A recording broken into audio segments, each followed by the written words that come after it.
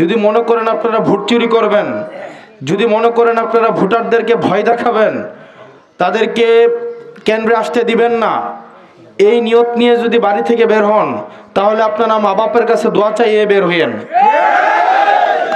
কারণ জনগণ এবার আপনারা এই কাজগুলো করলে জনগণ আপনাদেরকে আর ঘরে ফিরতে দিবে না ইনশাল্লাহ। সেজন্য যাদের এই নিয়ত আছে আপনারা ভোট চুরি করবেন, আপনারা এইসব বাদ দিয়ে আপনারা হচ্ছেন ভুল যদি হয় মানুষের কাছে ক্ষমা চান, এবং আমরা ইনশাল্লাহ মাফ করব আপনাদেরকে। মানুষ ভুল করবে, এটা খুব স্বাভাবিক, স্বাভাবিক না? আমরা ভুল করি না?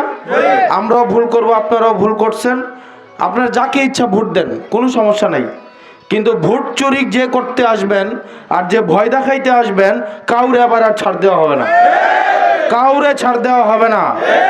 মাটি কাকুদেরকে নিয়ে নির্বাচনে নামি নাই, যারা মাটি কাটে গুমতি নদীর তাদেরকে নিয়ে নির্বাচনে নামি নাই, যারা রাস্তার কন্ট্রাক্টারি পায় তাদেরকে নিয়ে নির্বাচন করতে নামি নাই, যারা হচ্ছে দালালি করে তাদের থেকে নির্বাচন করতে নামি নাই, যারা হসপিটালে দালালি করে তাদের থেকে টাকা নিয়ে নির্বাচন করতে নামি নাই।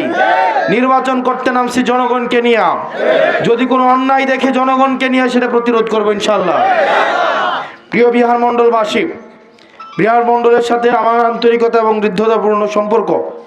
এই গ্রামে আমার বারবার আসা হয়েছে, আত্মীয়তার সম্পর্কের কারণে আসা হয়েছে, পাশেই যেহেতু আমার শিক্ষা প্রতিষ্ঠান ছিল, বিভিন্ন কারণে আসা হয়েছে।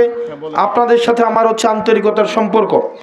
আগামীর যে নির্বাচন, সেই নির্বাচন হচ্ছে একটি পরিবর্তনের নির্বাচন, সেই নির্বাচন হচ্ছে মুক্তির নির্বাচন, সেই নির্বাচন হচ্ছে অর্থনৈতিক মুক্তির নির্বাচন, রাজনৈতিক মুক্তির নির্বাচন, আমাদের সাংস্কৃতিক একটি মুক্তির নির্বাচন।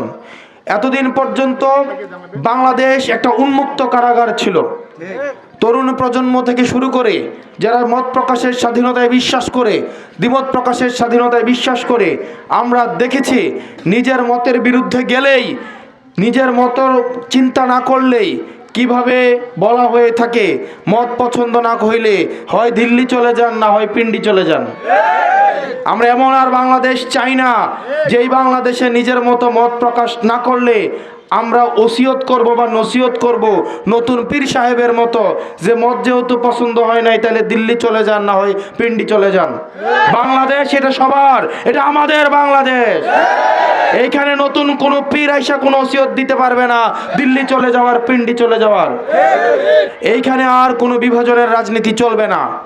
এই বাংলাদেশি এবং বাঙালি যে কূটতর্ক, এই কূটতর্কের মধ্যে আমাদেরকে আর জড়াইতে পারবে না। এইখানে হিন্দু মুসলমান, বৌদ্ধ খ্রিস্টান, পাহাড়ি সমতল, সাঁওতাল বৌদ্ধ গারু এইসব পরিচয়ের ঊর্ধ্বে উঠবে।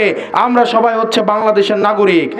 প্রত্যেকটা মানুষ বাংলাদেশের নাগরিক হিসাবে সমান মর্যাদা নিয়ে সেখানে বড় হবে। এবং আমরা যেই সুবিধা দেই না কেন, দিন শেষে বাংলাদেশের প্রধান এবং প্রথম সমস্যা হচ্ছে দুর্নীতির সমস্যা।